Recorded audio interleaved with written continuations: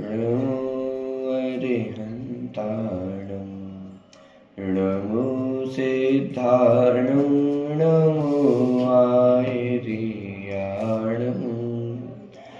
नमो वज्रायाणं नमो लोहे सर्वसाहुनं। मंगलं भगवान् वीरो मंगलं गौतमो गणी मंगलं कुन्दकुन्दाद्यो जैनधर्मोऽस्तु मंगलम्। सर्वमङ्गलमाङ्गल्यं सर्वकल्याणिकारकं प्रधानं सर्वधर्माणां जैनं जयतु शासनम्।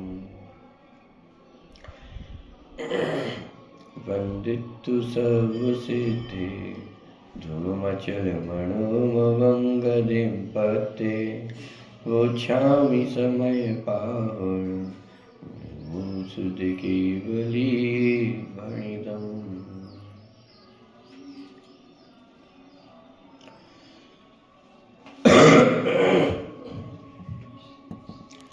समय सारजी ग्रंथ गाथा क्रमांक 47 और 48 इन दो गाथाओं की चर्चा अपनी चल रही थी। इससे पिछली गाथा में व्यवहार ने से बताया था कि जो अध्यवसानादि भाव है वे जीव के हैं। उसी को यहाँ पे उदाहरण के माध्यम से स्पष्ट किया जा रहा है कि उन अध्यवसानादि भावों को जीव का किस प्रकार कहा जाता है अथवा कौन से व्यवहार ने अध्यवसानादि भावों को जीव का कहा जाता है। तो उसका वर्णन यहाँ 47वीं और 48वीं गाथा में कहते हैं। गाथा का पाठ एक बार से करते हैं, फिर विषय की ओर आगे बढ़ेंगे। प्रश्न क्रमांक 392 नंबर का प्रश्न 47 और 48 नंबर की गाथा है। राया हुणिक दोतीय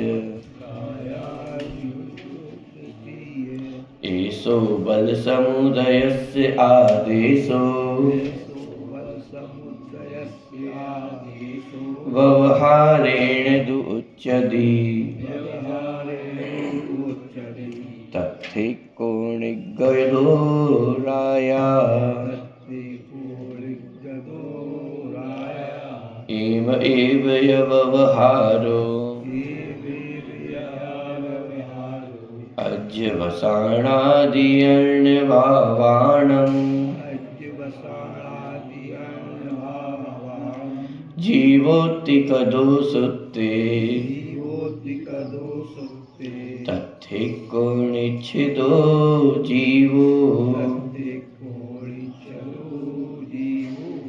सेना सहित नरपति निखिल नव चला ज्यों जन कहे ये कथन है व्यवहार का नपति उनमें एक बस उस तरह ही सूत्र में व्यवहार ही इन सभी को जीव कहते, किंतु इनमें जीव तो बस एक है।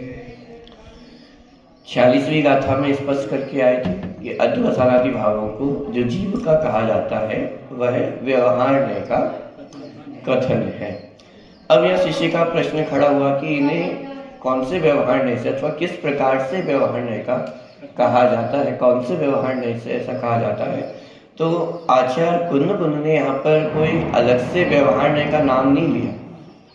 चाहते तो 8 प्रकार के जो नए हैं तो उसमें 4 व्यवहार के 4 निश्चय नए के, तो उपचरित अनुपचरित सद्भुत असद्भुत व्यवहार नए, तो इनमें से नयों के नाम लेकर के स्वरूप स्पष्ट किया जा सकता था। लेकिन उन्होंने कोई भी उदाहरण ना दे करके मात्र कोई भी माने नयों का नाम ना लेकर के मात्र उदाहरण के माध्यम से ही पूरी बात स्पष्ट कर दी गई है। और ये आचार्य कुंद की अपनी शैली भी रही है। इस तरह का प्रयोग वे अन्यत्र भी करते हैं।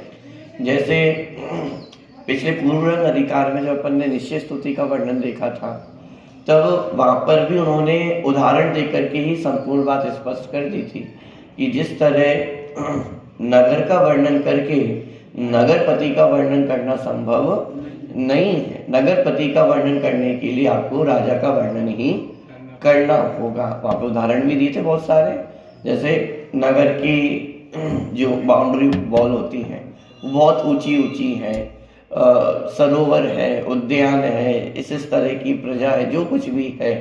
तो इस प्रकार नगर का वर्णन करने से आपको क्या पता चला नगरपति के बारे में? भाई नगर की दीवारें बहुत ऊंची ऊंची हैं, तो इसका मतलब क्या नगरपति भी बहुत ऊंची हाइट का है? ऐसा तो नहीं कहा जा सकता है। पॉइंट पकड़ माने नगरपति का वर्णन करने के लिए नगरपति का वर्णन करना आवश्यक है। नगर का वर्णन करने से नगरपति का वर्णन नहीं हो सकता है। ऐसे ही व्यवहार से जो वर्णन किया गया है वो व्यवहार से ही समझना, वास्तविक जो वर्णन होगा वो तो निश्चय के माध्यम से ही किया जा सकता है। ये वहां पे पूर्व ब्रह्म अधिकार में उदाहरण दिया था। ऐसे ही आगे कर्ता कर्म अधिकार में भी उदाहरण देंगे। ये व्यवहार निश्चय को स्पष्ट करने के लिए वहां पे उदाहरण दिया। जैसे पथ में कोई व्यक्ति लुट रहा हो तो ये कहा जाता है कि पथ लुट रहा है। पथिक को लुटते हुए देखकर ही कहा जाता है कि वो पथ लुट रहा है। अपन भी नहीं कहते हैं कि जैसे कोई किसी मार्ग पे चोरी चकारी ज्यादा होती हो तो हम ये कहते हैं कि वो मार्ग बहुत खतरनाक है। मार्ग खतरनाक है या मार्ग में रहने वाले चोर खतरनाक है? मार्ग तो मार्ग ही है ना, लेकिन कहते क्या है कि वो मार्ग खतरनाक है, वो मार्ग बहुत लुटता है। मार्ग लुटता है या मार्ग पे रहने वाले चोर लूटते हैं? पॉइंट पकड़ में आ रहा है। ये जो भाषा का प्रयोग किया जाता है ये व्यवहार न्याय का ऐसा ही प्रयोग है। तो उसी तरह यहाँ पर भी माने सीधे सीधे नयों का नाम ना लेकर के उदाहरण दे करके पूरी बात स्पष्ट की है। क्या उदाहरण दिया कि जिस प्रकार राजा अपनी सेना के साथ नगर भ्रमण पर निकलता है अथवा कहीं युद्ध पे भी निकलता हो तो ये कहा जाता है कि कौन निकल रहा है? राजा निकल रहा है। पूरी सेना को लक्ष्य करके कहा जाता है कि कौन निकल रहा है? कि राजा निकल रहा है। उसी तरह जीव को भी यानी उसके पूरे द्रव्य कर्म, भाग कर्म, नौ कर्म के समुदाय को अथवा असमान जाति द्रव्य पर्याय को लक्ष्य करके कहा जाता है कि ये कौन है? ये जीव है। तो ये व्यवहार न्याय का इस प्रकार का कथन रहता है। ठीक है, गाथा का अर्थ एक बार पढ़ते हैं और फिर अपन आगे बढ़ेंगे। सेना सहित राजा के निकलने पर जो यह कहा जाता है कि यह राजा निकला, वह व्यवहार से ही कहा जाता है, क्योंकि उस सेना में वस्तुतः राजा तो एक ही होता है। उसी प्रकार अध्यवसनादि अन्य भावों को ये जीव है, इस प्रकार जो सूत्र आगम में कहा गया है तो व्यवहार से ही कहा गया है। यदि निश्चय से विचार किया जाए तो उसमें जीव तो एक ही है। ठीक है, तो जिस तरह सेना सहित राजा के निकलने पर यह राजा निकल रहा है ये कहा जाता है, लेकिन उसमें राजा कितने हैं? राजा तो एक ही है, राजा अनेक नहीं होते हैं। उसी तरह इन समस्त अध्यवसानादि के साथ पाए जाने वाला जो जीव है उसे लक्ष्य करके कहा जाता है कि ये जीव है, लेकिन वास्तव में विचार किया जाए तो उसमें जीव कितने हैं? जीव तो एक ही है, जीव अनेक नहीं हो जाते हैं। जीव अनेक हो जाएंगे तो क्या समस्या खड़ी होगी?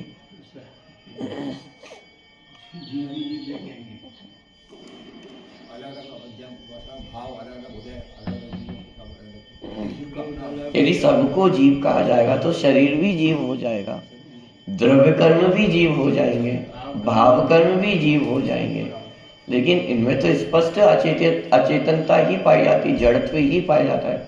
शरीर में चेतनता तो नहीं पाई जाती।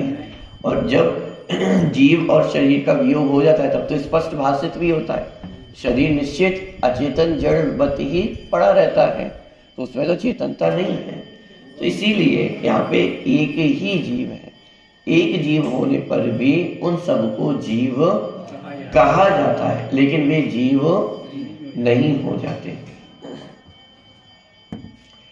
टीका की जो चर्चा थी वो अपन पढ़ चुके थे और अनुशीलन में कुछ प्रश्नोत्तरों के माध्यम से चर्चा को आगे बढ़ाया गया है। देखिए प्रश्न क्रमांक 393।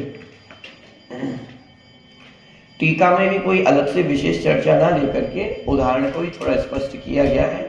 तो वह उदाहरण दिया, जिस प्रकार 5 योजन के विस्तार में सेना निकल रही हो, तो उस 5 योजन के विस्तार को ही क्या कहा जाता है, ये राजा निकल रहा है। लेकिन क्या वो राजा है? क्यों? क्योंकि 5 योजन में विस्तार को प्राप्त होना ये राजा के लिए अशक्य है, संभव नहीं है।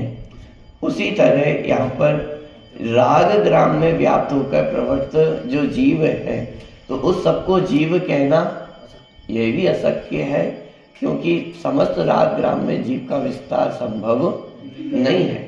वहां भी वास्तव में जीव तो एक ही है, उस एक जीव के अलावा अन्य और कोई जीव नहीं है। ठीक, तो ये पूरी चर्चा यहाँ पे की गई थी। इसमें एक बात जरूर स्पष्ट समझना, जिस प्रकार गाथा में भी इस बात पर बल दिया गया कि राजा कितने हैं, राजा एक ही है। जैसे कदाचित कोई राजा की सेना में जब उन्हें राजा कहा गया, माने सेना निकल रही थी ना, तो जो जगतवासी थे उन्होंने क्या कहा कि कौन निकल रहा है, राजा निकल रहा है। तो ये सुनकर के यदि कोई सैनिक ये समझ ले कि मैं राजा हूं, क्या समस्या खड़ी होगी कि भाई ये तुम्हारी भूल है, जगत के लोग तुम्हें राजा कह रहे हो, लेकिन उनके कहने मात्र से तुम राजा नहीं हो जाते हो। जैसे चक्रवर्ती की सेना होती है ना, तो चक्रवर्ती की सेना में परस्पर 2 सैनिकों में ये बात चली कि ये जो चक्रवर्ती है ना, ये चक्रवर्ती किसके कारण चक्रवर्ती है? मेरे कारण चक्रवर्ती है। इतनी सेना है तो वो चक्रवर्ती है, और सेना ना हो तो किस बात के चक्रवर्ती? ऐसा प्रसंग घटित हुआ भरत चक्रवर्ती के काल में, माने वहां सैनिकों को ये माने मान आ गया, अभिमान आ गया कि चक्रवर्ती किसके कारण चक्रवर्ती है, हमारे कारण चक्रवर्ती है, तो महत्व तो हमारा अधिक है। तो हम नहीं हो तो फिर चक्रवर्ती कैसे? सेना इतनी बड़ी है इसलिए वो चक्रवर्ती है ना। तो भरत चक्रवर्ती के पास ये बात पहुंची कि साहब सैनिकों में इस प्रकार की चर्चा चल रही है कि दम राजा में नहीं है, दम किस में है? सेना में है। तो फिर भरत चक्रवर्ती ने क्या किया, ये अपनी उंगली टेढ़ी की और सैनिकों से कहा कि यदि दम हो, वास्तव में तुम्हें दम है, तो इस उंगली को आप सीधा करके बताइए। अब एक सैनिक में तो इतनी दम नहीं थी कि पूरी उंगली सीधी कर सके, तो फिर दूसरा उपाय निकाला कि चलो इसमें आप चेन साकर बांध दो और पूरी सेना मिलकर के इस उंगली को सीधा करने का प्रयास करो। लेकिन पूरी सेना मिलकर के भी उस उंगली को सीधा नहीं कर पाए। तो लोगों में थोड़ा बातचीत हुई, नहीं हो सकता है कुछ उंगली में ही डिफेक्ट हो गया हो, जिस कारण से वह सीधी नहीं हो पा रही हो। तो भरत चक्रवर्ती ने तुरंत उंगली सीधी करके बता रही कि भाई उंगली में कोई डिफेक्ट नहीं है, ये हमारी सामर्थ्य है। ये नहीं समझना कि सेना है इसलिए मैं चक्रवर्ती हूँ। अरे मैं चक्रवर्ती हूँ इसलिए ये सारी सेना है। पॉइंट पकड़ में आ रहा है?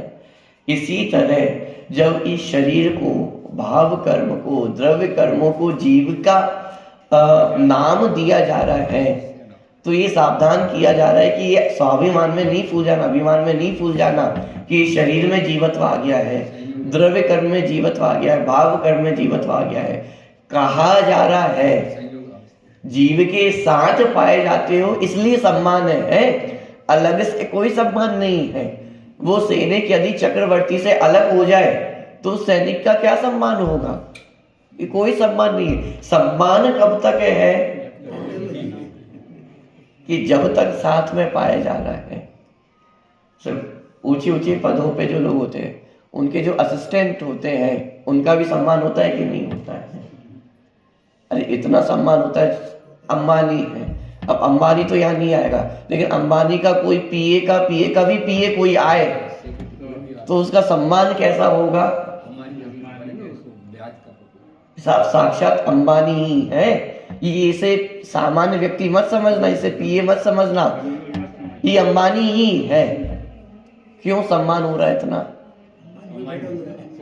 जब तक अंबानी से जुड़ा हुआ है तब तक सम्मान है, और अंबानी से अलग हो गया और फिर यहाँ पे आए तो कौन पूछने वाला है? कौन पकड़ में आ रहा है? इसी तरह इस शरीर आदि को भी जीव कहा जा रहा है। तो क्यों कहा जा रहा है?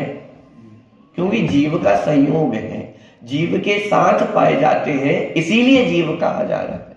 यदि जीव के साथ ना पाए जाए तो जीव संज्ञा नहीं है, तो अचेतन जड़ तत्व है, इन्हें जीव कहा जाता है। लेकिन वास्तव में जीव कितने हैं?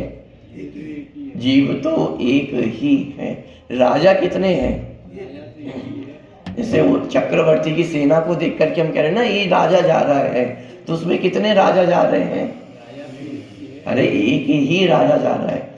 माने पूरी सेना हो और एक राजा को हटा दिया जाए तो वो चक्रवर्ती की सेना नहीं कहलाएगी, भीड़ ही कहलाएगी।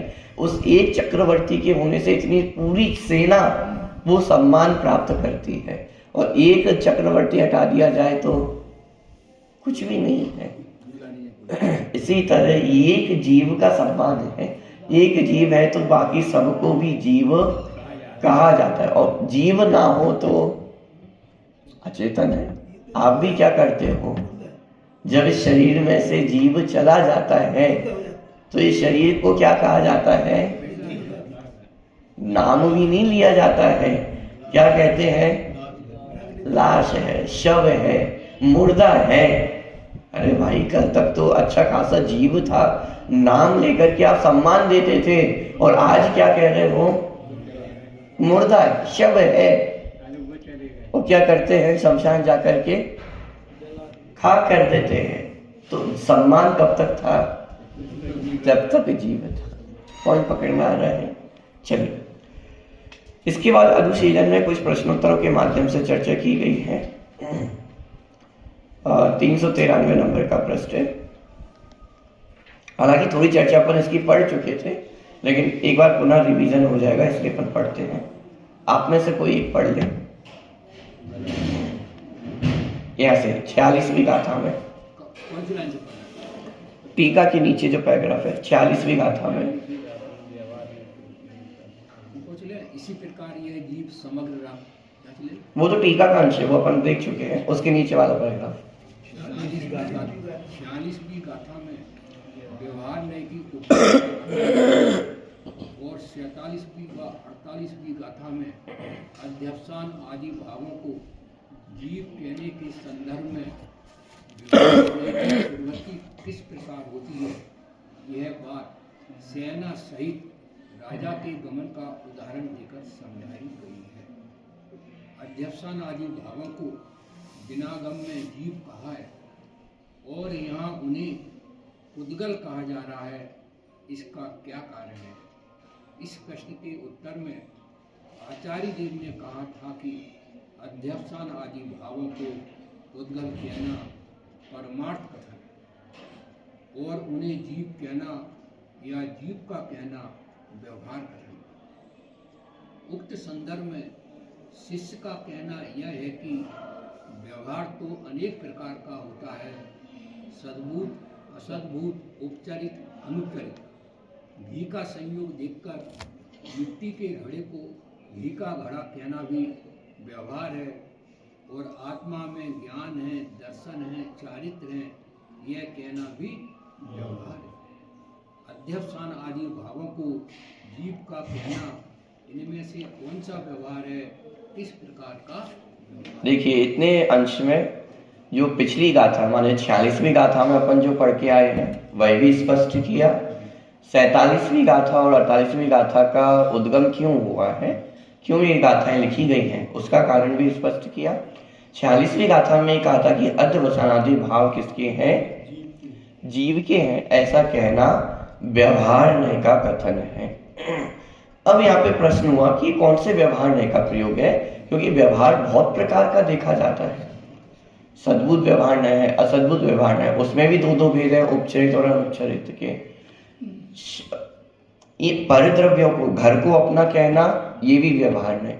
शरीर को अपना कहना, ये भी व्यवहार नय। राग द्वेष को अपना कहना, ये भी व्यवहार नय। और ज्ञान दर्शन चारित्र को अपना कहना, ये भी व्यवहार नय है। तो व्यवहार नय तो इतने प्रकार का देखा जा रहा है, आप कौन से व्यवहार नय की चर्चा कर रहे हैं यहाँ पर? तो ये शिष्य का प्रश्न है, उसका समाधान अगले पृष्ठ पे। इस प्रश्न का उत्तर आचार्य देव नयों का नाम बताकर नहीं देते हैं, अपितु उदाहरण देकर ही वे अपनी बात को स्पष्ट करते हैं।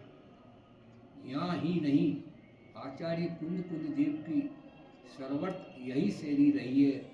वे सभी जगह इसी प्रकार उदाहरण देकर ही समझाते हैं।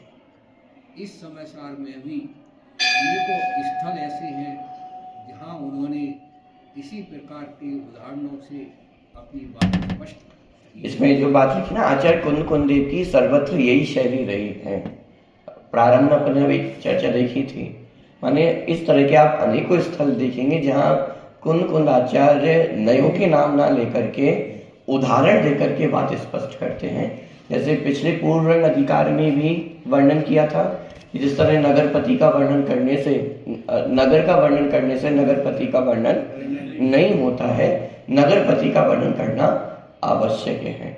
उसी तरह व्यवहार नय से जो वास्तविक जीव का स्वरूप है वो स्पष्ट नहीं किया जा सकता, इसलिए निश्चय नय का वर्णन करना आवश्यक है। तो इस प्रकार का वर्णन वहां पे उदाहरण देकर के बात स्पष्ट की थी। नयों का नाम नहीं लिया था, लेकिन पूरी जो नयों की प्रतिपादन शैली उसको उदाहरण देकर के स्पष्ट किया था। ऐसे ही आगे भी इस तरह के उदाहरण दिए जाएंगे। तो ये आचार्य कुंद की अपनी विशिष्ट शैली है कि वो उदाहरण दे करके ही बात को स्पष्ट कर देते हैं। दूसरा कारण ये भी है कि जो प्रबुद्ध जन होंगे वो बात अपने आप समझ लेंगे, यानी उन्हें नयों का नाम लेने की आवश्यकता नहीं है, क्योंकि कुंद आचार्य के शिष्यों में भी तो कोई दम होगी ना। बात पे यदि उन्हें नयों का नाम लेना पड़े तो फिर वो कैसे विषय में आगे बढ़ेंगे। यदि पग पे उन्हें नए का नाम लेकर के बात करनी पड़ेगी तो बहुत उनका काम बढ़ जाएगा। तो ये तो शिष्यों का भी थोड़ा अपना जिम्मेदारी है, कर्तव्य है कि नयों का ज्ञान तो भली भांति होना चाहिए। नयों का ज्ञान नहीं होगा तो हम ग्रंथ का सम्यक रूप से अध्ययन भी नहीं कर पाएंगे। तो एक प्रकार से हमारी जिम्मेदारी भी हमें ध्यान दिलाई जा रही है कि साहब ये आपकी जिम्मेदारी है नयों का ज्ञान होना। कहाँ किस नए से चर्चा चल रही है, आचार्य तो मात्र सिद्धांत बोल करके आगे बढ़ जाएंगे, आपको ये समझना पड़ेगा ये कौन से नए के माध्यम से बात की जा रही है। चलिए आगे। वे ऐसा भी कह सकते थे कि यह कथन उपचरित सद्भुत या उपचरित सद्भुत व्यवहार न का है, परंतु ऐसा न कहकर वे सेना सहित राजा के निकलने का उदाहरण देकर समझाते हैं कि अध्यवसान आदि भावों को जीव कहना उसी प्रकार का व्यवहार है जिस प्रकार सेना सहित राजा के निकलने पर यह कहा जाता है कि राजा निकल रहा है अथवा राजा 5 योजन के विस्तार में निकल रहा है। ठीक है, जो गाथा में मूल बात आई हुई चर्चा है उसी को यहाँ पे स्पष्ट किया।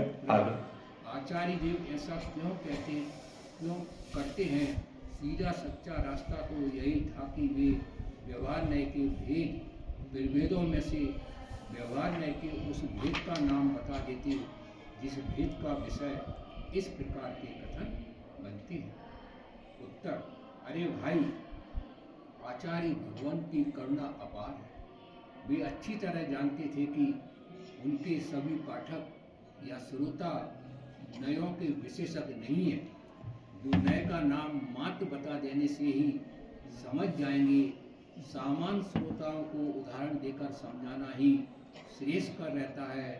यही कारण है कि आचार्य देव सर्वत्र उदाहरण देकर ही अपनी बात स्पष्ट करते हैं। शिष्य का प्रश्न तब भी मन में ये जो कचोट थी वो रह ही गई कि भाई बता ही देते ना, सीधे सीधे कौन से व्यवहार ने से चर्चा की जा रही है, इतना बता देते तो क्या हो जाता।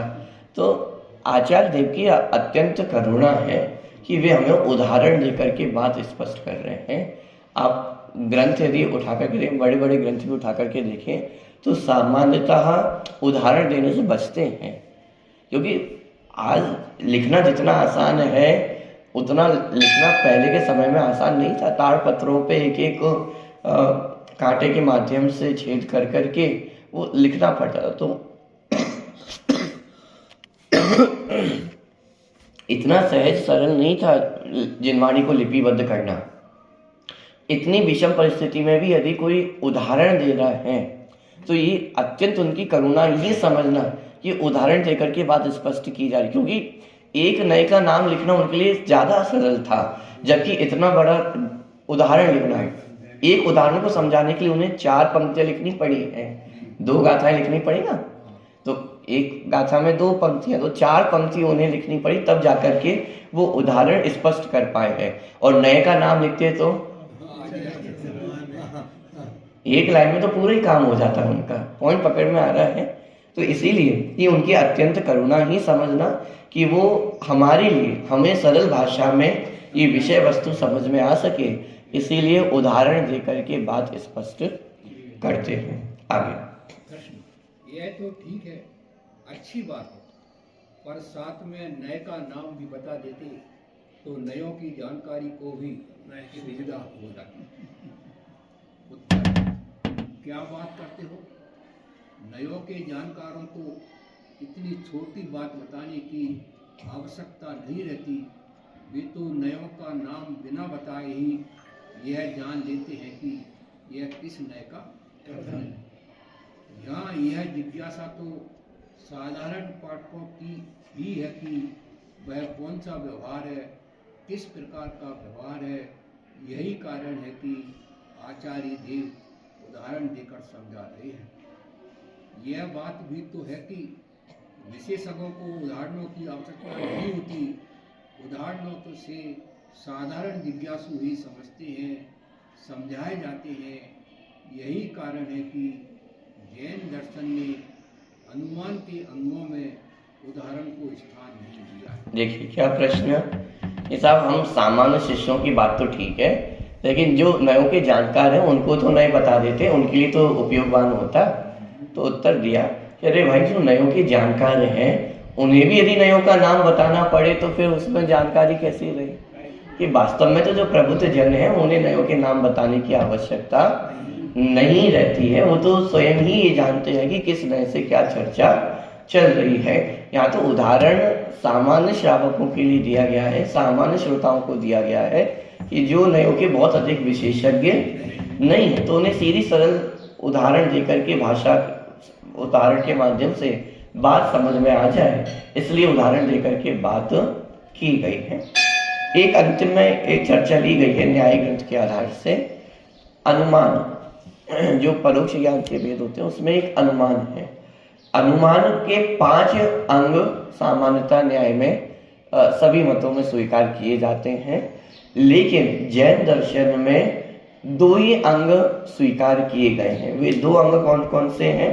देखिए आगे चर्चा आने वाली उसकी पढ़िए। आचार्य माणिक नंदी, आचार्य माणिक नंदी परीक्षा मुख सूत्र में लिखते हैं, पक्ष और हेतु ये 2 अंग ही अनुमान के हैं, उदाहरण नहीं। देखिए टोटल 5 अंग कहे जाते हैं, पक्ष, हेतु, उदाहरण, उपनय और निगमन।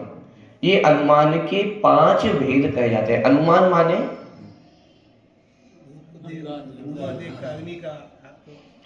अनुमान का अर्थ यहाँ तुक्का नहीं है कि तुक्का लगा दिया, अनुमान लगा दिया। यहाँ अनुमान का अर्थ वो नहीं है। अनुमान प्रमाण ज्ञान है, क्योंकि प्रत्यक्ष और परोक्ष ये दोनों प्रमाण ज्ञान की भेद है। प्रमाण ज्ञान माने सम्यक ज्ञान, प्रमाण ज्ञान माने निर्णयात्मक ज्ञान, जिसमें संशय नहीं है, विपर्य नहीं है, अनंतवशय नहीं है। तो अनुमान ज्ञान भी प्रमाण ज्ञान है, तुक्काबाजी नहीं है।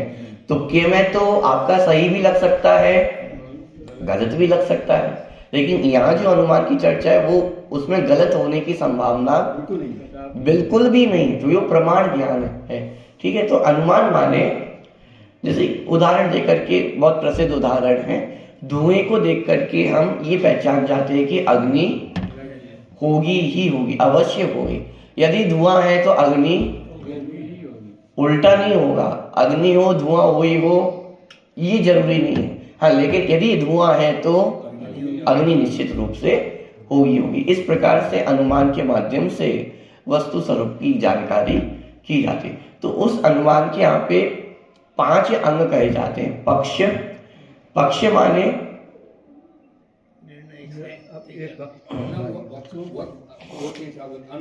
पक्ष को इस प्रकार से कह सकते हैं कि जो हमें सिद्ध करना है कि इस पर्वत पे अग्नि है, ये हमारा पक्ष हुआ।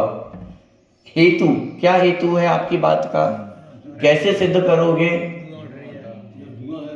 धूमवत्वात्, धूम के कारण, क्योंकि हमें धुआं दिख रहा है इसीलिए इस पर्वत पर क्या है, अग्नि है। तो पक्ष क्या हुआ, जो हमें सिद्ध करना है, इस पर्वत पे अग्नि है, ये हुआ हमारा पक्ष। हेतु क्या है, धुआं, कि धुएं के कारण हमने सिद्ध किया कि ये अग्नि। उदाहरण दिया जाएगा। अब उदाहरण में कोई तीसरी चीज की चर्चा की जाएगी कि चूंकि ऐसा ऐसा होता है, जैसे किचन में क्या होता है, जहां जहां धुआं देखा जाता है, भाप देखी जाती है, तो वहां उससे अनुमान लगा लिया जाता है कि यहाँ पे अग्नि होगी। तो जहां जहां धुआं देखा जाता है वहां वहां अग्नि भी देखी जाती है, सर्वत्र होता है ऐसा। कहीं पे भी आप देखो तो उसके अनेक उदाहरण दिए जा सकते हैं कि किचन में भी ऐसा देखते हैं, अन्यत्र भी ऐसा देखते हैं, तो इसलिए यहाँ पर भी वो बात घटित होती है। तो ये हुआ उदाहरण। फिर हेतु को भी दोहराना उसे कहते हैं उपनय, और पक्ष को दोहराना उसे कहते हैं निगमन। जैसे होता है ना, किसी भी बात को सिद्ध करना तो उदाहरण दिया जाएगा, जैसे यहाँ पर भी गाथा में उदाहरण दिया और फिर उस उदाहरण के माध्यम से वापस जो सिद्धांत हमें सिद्ध करना था उस सिद्धांत को दोहराना। तो उपनय और निगमन माने पक्ष और हेतु को दोहराना, इसे उपनय और निगमन कहा जाता है। तो जैन दर्शन में अनुमान के मात्र 2 अंग ही स्वीकार किए, पक्ष और हेतु। उदाहरण उपनय और निगमन को स्वीकार नहीं किया। क्यों नहीं किया?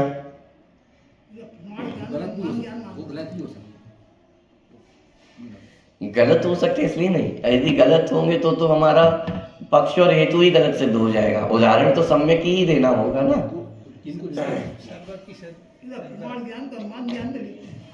क्या अनुमान ज्ञान प्रमाण ज्ञान में लेते क्या है, माने प्रमाण ज्ञान के ही सब भेद हैं। प्रमाण के 2 भेद हैं, प्रत्यक्ष और परोक्ष। प्रत्यक्ष जिसमें बिना इंद्रियों की सहायता के डायरेक्ट जो जानकारी होती है उसे प्रत्यक्ष ज्ञान कहते हैं। तो अवधि ज्ञान, मनापरय ज्ञान और केवल ज्ञान, ये सब प्रत्यक्ष ज्ञान है। अवधि ज्ञान और मनापरय ज्ञान ये एक दिश प्रत्यक्ष है, और केवल ज्ञान सकल प्रत्यक्ष है, उसमें इंद्रियों की सहायता की आवश्यकता नहीं है। परोक्ष ज्ञान, मति ज्ञान और श्रुत ज्ञान, ये 2 ज्ञान कैसे हैं, परोक्ष ज्ञान है। तो इनमें अलग अलग प्रकार के ज्ञानों की जो प्रवृत्ति है वो होती है। तो उसमें से परोक्ष ज्ञान का एक भेद है अनुमान ज्ञान। ठीक है, तो अनुमान ज्ञान के 5 अंगों में मात्र 2 अंग ही स्वीकार किए, पक्ष और हेतु। उदाहरण आदि को क्यों नहीं लिया?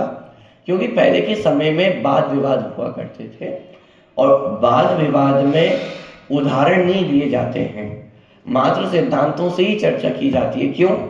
क्योंकि उदाहरण देना सामने वाले व्यक्ति की बुद्धि का अपमान करना माना जाता था। क्यों? क्या आप हमें बच्चा समझते हो कि उदाहरण देकर के बात स्पष्ट कर रहे हो? अरे आपने इतना बोल दिया, सिद्धांत बोल दिया, बात हमें समझ में आ गई है, उदाहरण देने की आवश्यकता नहीं। उदाहरण देकर क्या स्पष्ट करना चाहते हो कि हमें बात समझ में नहीं आई है? माने उदाहरण देना सामने वाले की बुद्धिमत्ता का अपमान करना समझा जाता था।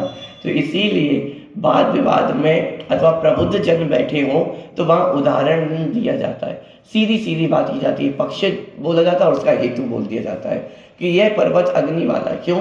धूम दिखाई दे रहा है इसलिए माने सिर्फ पक्ष और हेतु उदाहरण नहीं दिया जाता है। इसलिए जैन दर्शन में अनुमान का प्रयोग करने में दो ही अंग स्वीकार किए, पक्ष हेतु, उदाहरण आदि की आवश्यकता नहीं है। इसलिए यहाँ पर भी ये चर्चा की गई है। ठीक है, चलिए आगे। जब आचार्य देव सामान्य शिष्यों को समझाना चाहते हैं तभी उदाहरणों का उपयोग करते हैं, क्योंकि यहाँ उन्होंने उदाहरण के माध्यम से ही समझाया है।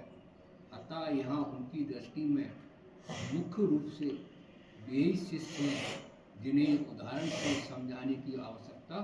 ठीक है, माने यहाँ उदाहरण दिया है तो इसका मतलब ये है कि यहाँ आचार्य कुंद के मन में ये बात बैठी हुई है कि जो शिष्य है वो सामान्य शिष्य है, सामान्य श्रोता है, बहुत प्रबुद्ध श्रोता नहीं, उनको समझाने के लिए बात कही जा रही है।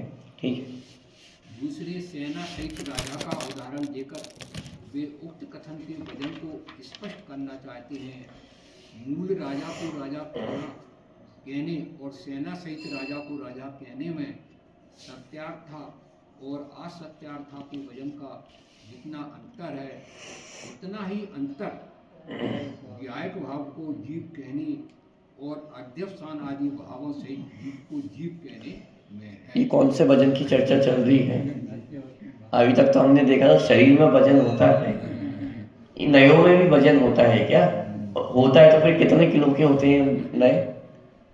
कि अरे भाई, नयों में वजन कहने का तात्पर्य है कि किस नई में, माने उसकी आवाज में अथवा उसके कथन में कितनी वजनदारी। जैसे अपन भी कहते हैं ना अपने सामान्य भाषा में भी, जैसे बात में कितनी वजनदारी है, और अलग अलग व्यक्तियों की बातों में अलग अलग वजनदारी होती है। एक सामान्य व्यक्ति वही बात कहे तो उसकी अलग वजनदारी होगी, और प्रधानमंत्री यदि वही बात कहे तो अभी प्रधानमंत्री जी ने कहा ना कि सोना नहीं खरीदना, सामान्य व्यक्ति कोई कहे तो आप कहेंगे क्या पागल व्यक्ति है, सोना नहीं खरीदे, ऐसा होता है क्या? और यही बात प्रधानमंत्री ने कही तो बड़े बड़े विश्लेषक भी अब उस बात का विश्लेषण करेंगे कि भाई प्रधानमंत्री ने ये बात क्यों कही है, कैसे कही है, कितनी वजनदारी। माने वजनदारी, बात तो वही है, वाक्य वही होगा, लेकिन किस व्यक्ति ने कहा है उससे उसकी वजनदारी बढ़ जाती है। वक्ताओं में भी होता है।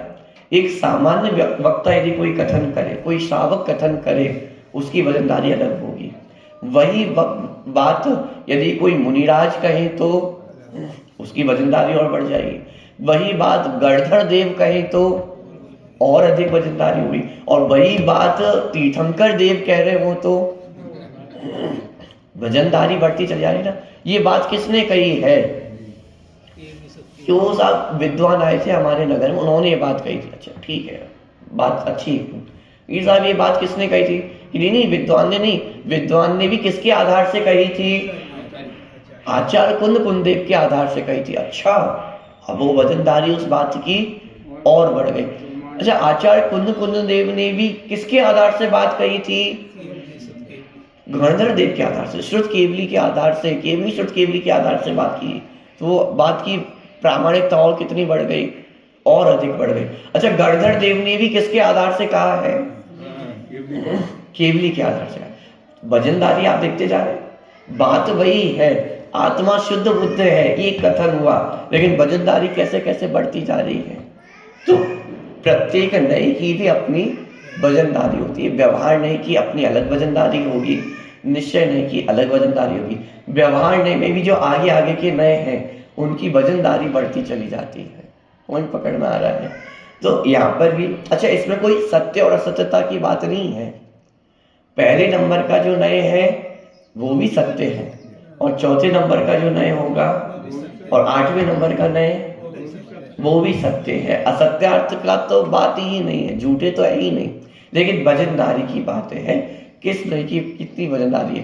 पहले नंबर के नए के सामने यदि दूसरे नंबर के नए को खड़ा किया जाएगा तो दूसरे नंबर के नए की वजनदारी अलग होगी, अधिक होगी। तीसरे नंबर के नए की वजनदारी और अधिक होगी, चौथे नंबर के नए की वजनदारी, और 8वें नंबर के नए के सामने तो बाकी सारे नए फीके ही पड़ेंगे, उसकी सबसे अधिक वजनदारी होगी। तो इसी तरह यहाँ पर भी वजनदारी की बातें हैं। राजा को राजा कहना और सेना को राजा कहना, दोनों के कथनों में वजनदारी में अंतर है या नहीं है? सेना को राजा कहना ये बहुत हल्का कथन है और राजा को राजा कहना ये बहुत वजनदारी वाला कथन है। इसी तरह शरीर को जीव कहना ये बहुत हल्का कथन है, बहुत कम वजनदारी को लिया हुआ कथन है, और उस न्यायिक भाव को जीव कहना इसमें बहुत अधिक वजनदारी है। ठीक है, चलिए समय तो अपना हो गया है, चलिए अंतिम थोड़ी सी चर्चा बची है कि अपन कल पूरी करेंगे।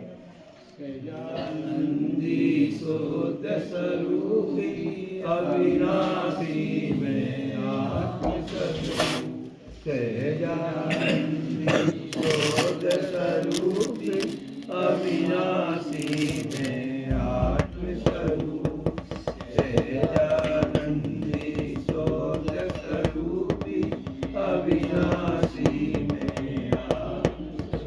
स्तुति नंबर 37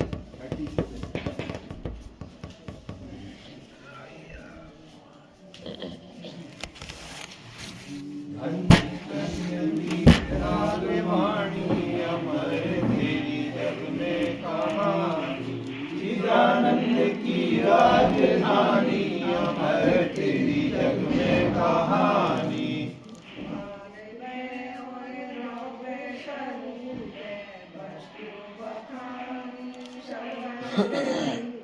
श्यामलाल तेरी निशानी अमर तेरी जग में कहानी। चिदानंद की राजधानी अमर तेरी जग में कहानी।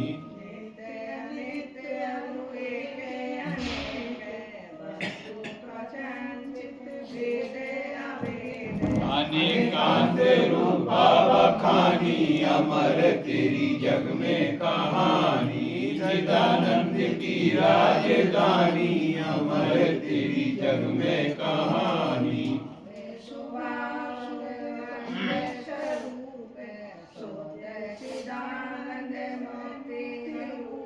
मार्ग दिखाती है वाणी अमर तेरी जग में कहानी। चिदानंद की राजधानी अमर तेरी जग में कहानी।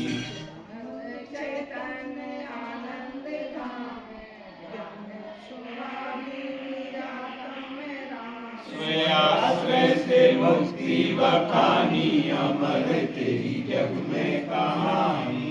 चिदानंद की राजधानी अमर तेरी जग में कहानी। जावानी के ज्ञान से सूझे रूपालू सोवानी मस्तकं सदानी।